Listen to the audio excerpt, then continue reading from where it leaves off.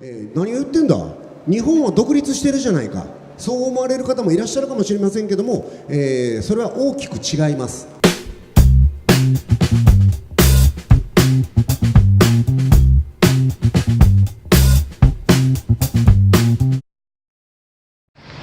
着きました。鹿児島空港です。これから沖永良部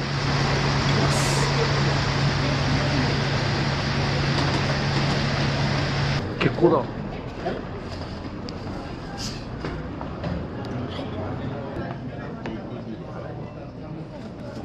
急遽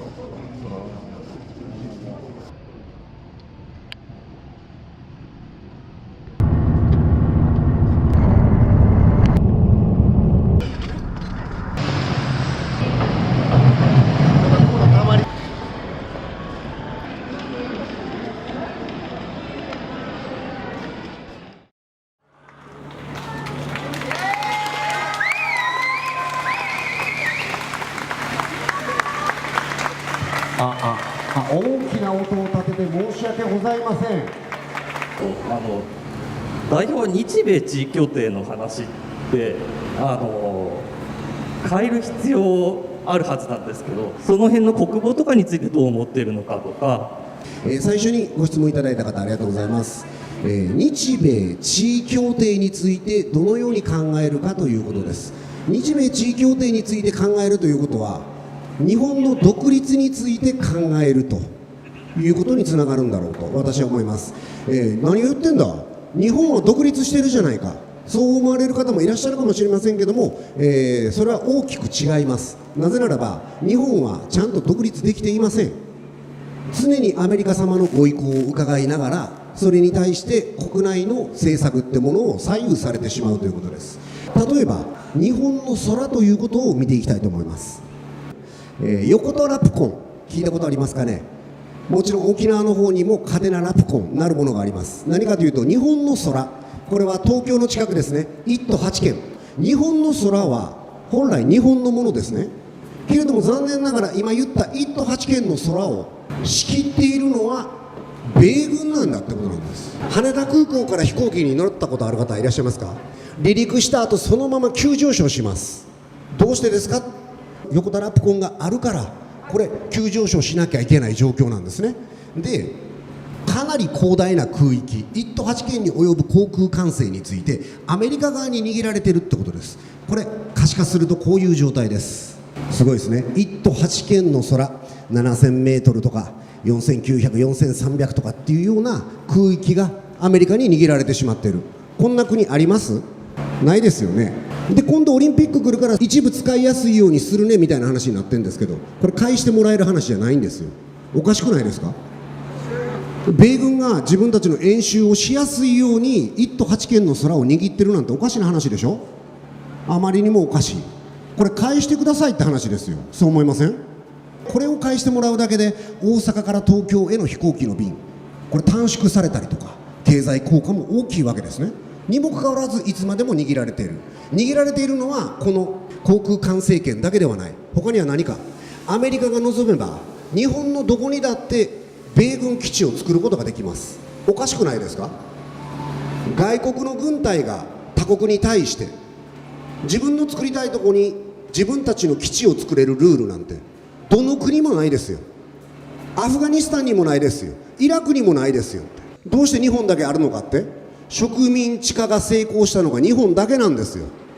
残念ながらアメリカの植民地でしかない。それが現在の日本。そこから独立するためには当然日米地位協定の改定、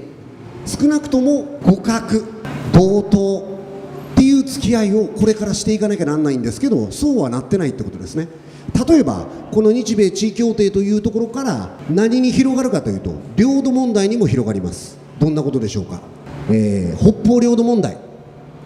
もう20数回30回に迫るそんな会談をプーチンさんと、重ねてきた。心臓ウラジミールの中だっていうようなことをずっと言われてましたけれども、結局帰ってくるんですか。帰ってきません。取られてるのは金だけですよ。金だけ吸い取られてそのまんまってことですね。安倍総理は北方領土を含む平和条約締結問題に必ず終止符を打つとおっしゃっているが、残念ながら去年の11月14日、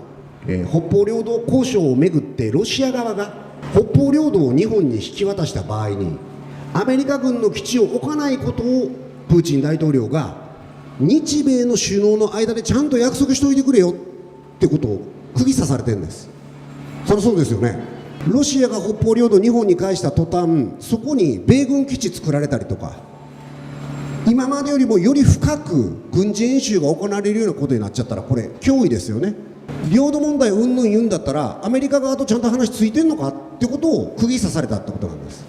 つまりは何かっていうと、日本という国にありながら日本の問題にそのトップである人間がしっかりと物事を決めたりとかできないってことなんです。アメリカ経由で相談しなきゃ外国から信用されないっていう状態になってるってことですね。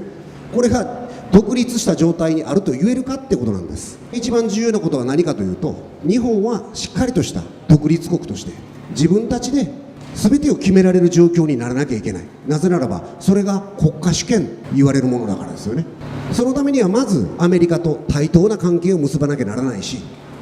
これは安倍さんのおじいさんがね、日米安保、日米地位協定っていうふうにそれまでの占領体制から脱出するってことを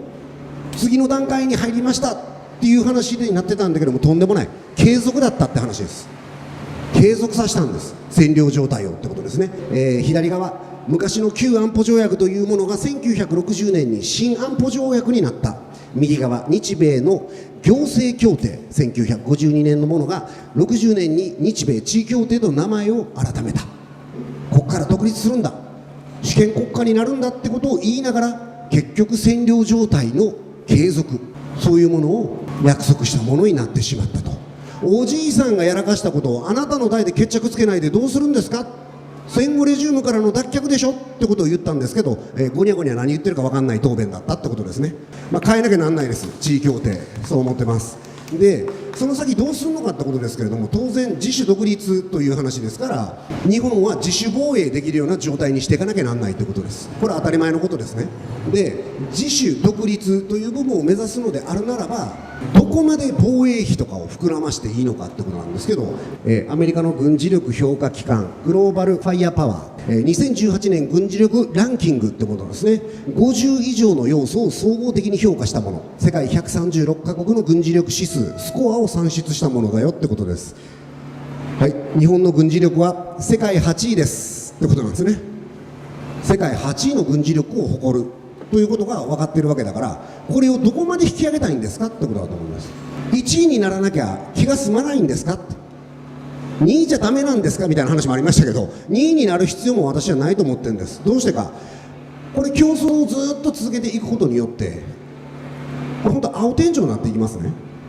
世界8位の防衛力を、ファイアパワーを持っているのであるならば、私はこれ維持してていいと思うんですね。もちろん調達するものの種類とかは変わるかもしれません。でも今はアメリカ様から買わされる、いい値で買わされる、しかも調達したのに途中で値段が変わったりとかして高値で買わされるっていう。でこれ結局アメリカ側と仲違いとかしちゃったら使えなくなるものもあるわけですね。それだけじゃなくて、例えば戦闘機とかであったらその機密情報みたいなものは日本側はもらえないってことです。